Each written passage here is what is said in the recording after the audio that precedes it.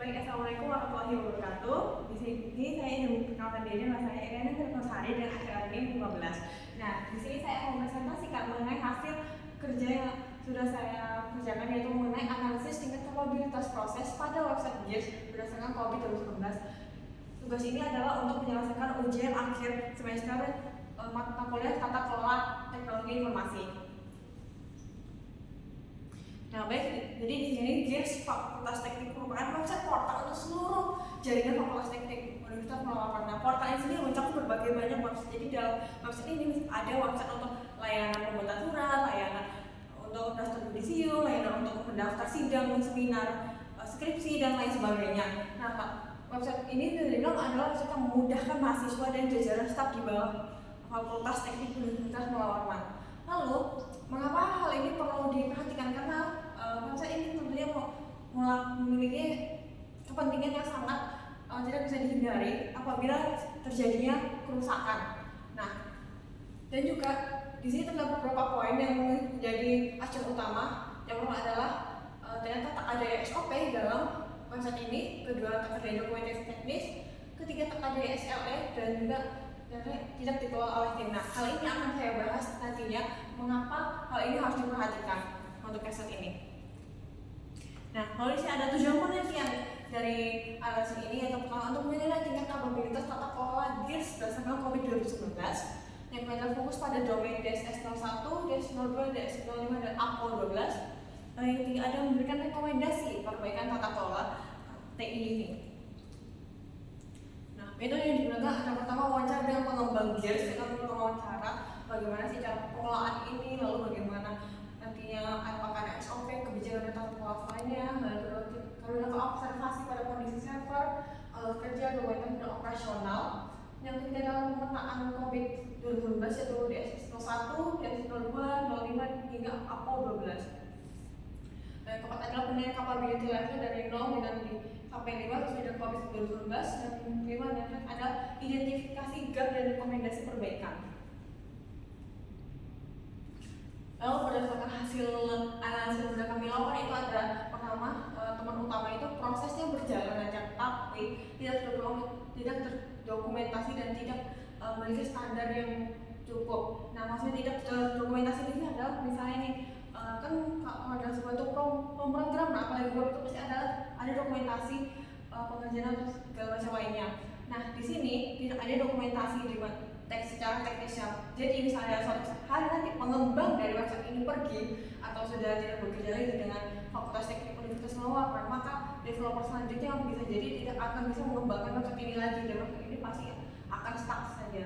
Dan yang kedua adalah penanganan insiden bersifat informal tanpa tiketing. Jadi penanganan insiden ini tuh gak ada kebijakan yang secara formal. Jadi kayak kalau misalnya ada masalahnya udah nanti developernya aja yang melakukan penanganannya. Dimana hal ini pun nanti juga bisa jadi bumerang. Dan yang ketiga adalah keamanan hanya menggunakan SSL dan backup mingguan. Nah, keamanan ini cuma menggunakan SSL dan backup mingguan dari developer terkait, maka tentunya jika suatu hari nanti developer ini melakukan kesalahan dan tak ada backup dari tim yang lain, maka nanti website ini bisa jadi akan hilang. Apalagi website ini pun mencakup data-data dari mahasiswa dan staf jajaran lainnya. Kemudian ketiga juga tidak ada manajemen risiko formal. Jadi mereka tidak ada memiliki suatu dokumen ataupun suatu penanganan manajemen risiko secara formal yang sudah dirapatkan dan dibicarakan secara tim. Yang terakhir ada ketergantungan tinggi pada seluruh pengembang, dan ini adalah salah satu poin paling risiko yang sangat tinggi karena hanya ada satu pengembang dan dia yang paling tahu cara untuk penanganan keamanan website ini apabila terjadi error dan segala macam lainnya. Lalu di sini juga ada berdasarkan analisis kami itu untuk rekomendasi gitu. Yang pertama ada dari DS01 itu ada manage operation. Nah, itu kita bisa dibilang nanti bisa naikkan ke level 3 di mana kondisinya itu bisa prosedur backupnya sudah terjadwal, apalagi nanti sudah dibentuk dalam sebuah tim. Jadi gak cuma satu developer saja yang melakukan backup, tapi juga ada tim lagi. Misalnya developer ini hilang datanya, pasti ada backup yang lain. Kalau dari sistem itu manage service request incident itu level 1 dikembangkan lagi menuju ke level 3 di mana respon komentar user di portal penyedia ini bisa dikerjakan lebih cepat responsivitasnya. Tidak ada keterlambatan apalagi bagian servernya. Lalu dari seksual 3 itu ada continuity, itu keberlanjutan. Jadi level ini bisa dinaikkan, dimana level teknis yang 1 nanti targetnya ke level 2. Nah itu berlanjutannya itu jadi kayak bisa dilanjutkan itu ditambahkan layanan selanjutnya, kayak cuma layanan untuk membuat surat, tapi juga layanan untuk misalnya pendaftaran skripsi dan lainnya.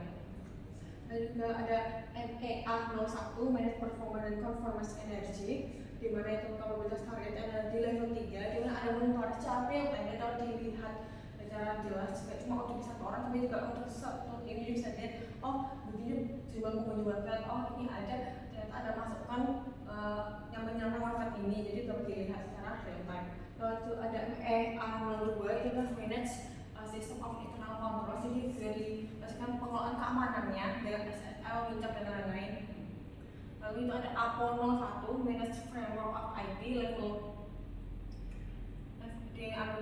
di level 2, di mana dilakukan aturan pengelolaan serta pemeriksaan secara berkala secara formal, jadi ada dokumen resmi terkaitnya, tidak cuma pengelolaan secara informal saja. Lalu ada APO 12, APO 12, di mana risk management itu manajemen resiko yang ditargetkan ke level 3, di mana resiko ini tidak hanya untuk aksi backup data secara sebulan, namun juga bisa jadi mingguan, apalagi backupnya tidak juga di satu device ataupun di satu tempat saja. Lalu BAI01 manage program, mana sistem ini melakukan manajemen